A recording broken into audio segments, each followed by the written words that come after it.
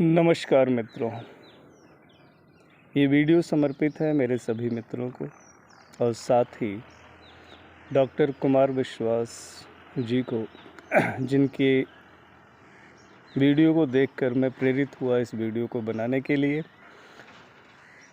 और हमारे विशेष मित्र श्री शेषनाथ प्रजापति, जिन्होंने मुझसे कहा कि आप इस वीडियो को बनाइए।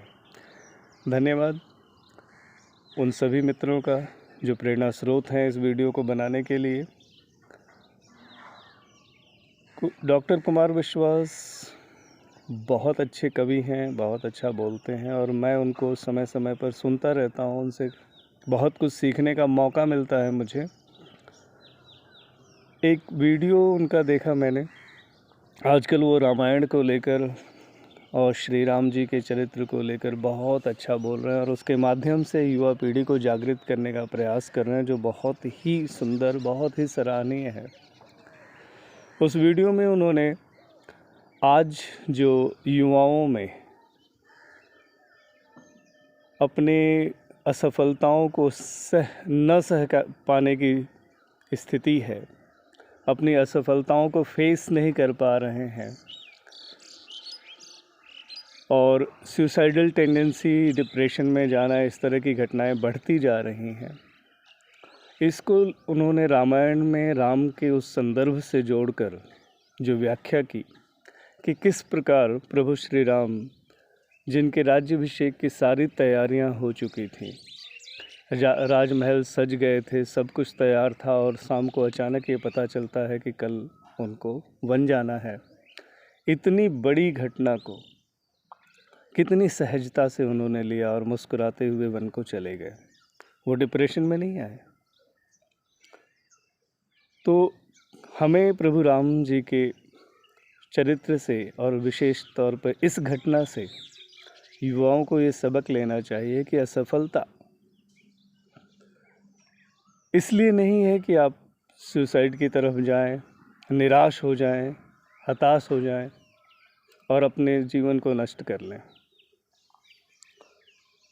सुनने में बहुत तार्किक लगता है, बहुत बढ़िया है और प्रेरणा स्रोत भी है, परंतु मैं इसको दूसरे बिंदु से देखता हूँ तो मुझे ये समझ में आता है कि प्रभु श्री राम की स्थिति और परीक्षा में फेल होने वाले या इंटरव्यू में रिजेक्ट होने वाले की स्थिति में क्या समानता है।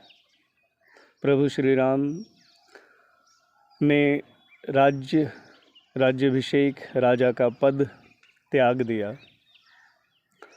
और जिसकी वजह से वो आज तक पूजे जाते हैं। उस समय भी जनता में जयकारे हुए। हम जब इंटरव्यू देने जाते हैं तो हमारी क्या स्थिति होती है? हम एक नौकरी के लिए इंटरव्यू देने जाते हैं, जीवन का जुगाड़, जिंदा रहने के जुगाड़ के लिए जाते हैं, घर वालों की अपेक्षाएं जुड़ी होती हैं और इन सारी चीज़ों के साथ जब हम नौकरी के लिए जाते हैं और रिजेक्ट हो जाते हैं तो हमारी मन स्थिति और राम जी की स्थिति से, श्री राम जी की स्थिति से कैसे तुलना करें। यहाँ उम्मीदें टूटती हैं, यहाँ अपमान का भय रहता है, यहाँ भविष्य को लेकर चिंता रहती है और वहाँ त्याग की बात है, वहाँ अपने हक को, अधिकार को छोड़ देने की बात है। तो दोनों परिस्थितियों में किसी भी प्रकार की से इस रूप में समानता नहीं है, ऐसा मुझे दिखाई देता है।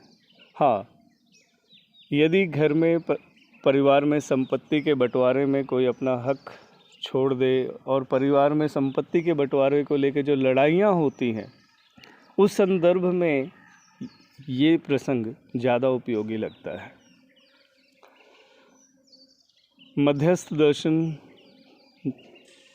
कहता है, और ये सही भी है, कि महापुरुषों की कहानियाँ पढ़ने से, सुनने से बहुत कुछ बेहतर होता है, बेहतर जीने की प्रेरणा मिलती है, अच्छा जीने की प्रेरणा मिलती है। परंतु मैं अपनी परिस्थितियों में को कैसे हैंडल करूँगा, अपनी परिस्थितियों में कैसे निर्णय लूँगा, इसकी योग्यता नहीं मिलती।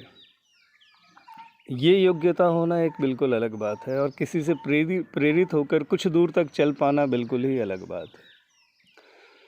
आप देखें तो किसी भी महापुरुष की कहानी पढ़ लीजिए, कथा पढ़ लीजिए, उनकी जीवनी पढ़ लीजिए, और उनकी जीवन की परिस्थिति और अपने जीवन की परिस्थितियों को मिलाएंगे तो दोनों में कोई तालमेल नहीं बनता है।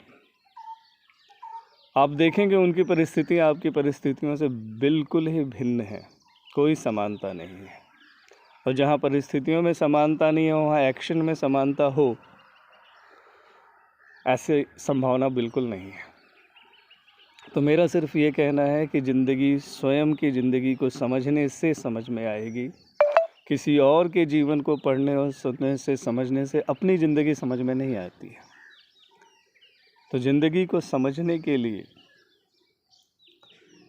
आपसे निवेदन है, यदि आपको ठीक लगे और आपको ये लगे कि नहीं, अपनी ज़िंदगी तो अपनी ज़िंदगी से समझ में आएगी, क्योंकि श्री प्रभु श्री राम जी की जीवनी हो या गौतम बुद्ध जी की जीवनी है या कृष्ण जी की जीवनी है, हमारे जीवन से तो मेल नहीं खा रही है। तो हम अपने जीवन को कैसे समझें और हम अपने मानव होने को कैसे पहचानें, क्योंकि इससे कम में काम चलेगा नहीं। जब तक हम अपने मानव होने को नहीं पहचानेंगे तब तक हम अपनी परिस्थितियों में निर्णय लेने की योग्यता के साथ नहीं हो पाएंगे। तो जिनको भी ये लगता है कि नहीं, ये आवश्यक है कि हम अपने मानव होने को पहचानें, उनके लिए सुनहरा अवसर है 10 अप्रैल 2021 से 17 अप्रैल 2021, स्थान हापुड़, अभ्युदय संस्थान। सोम भैया का जीवन विद्या परिचय शिविर शुरू होने वाला है। आप उसमें शामिल होकर कम से कम ज़िंदगी का एक ब्लूप्रिंट पा सकते हैं। वहाँ से ज़िंदगी समझने की कोई आशा मिलती है और लगता है कि हाँ, मैं अब अपनी परिस्थितियों को अपने तरीके से समझ सकता हूँ और दूसरों को भी उसका मानव होना समझाने की योग्यता हासिल कर सकता हूँ। नमस्कार। जय हिंद, जय जगत।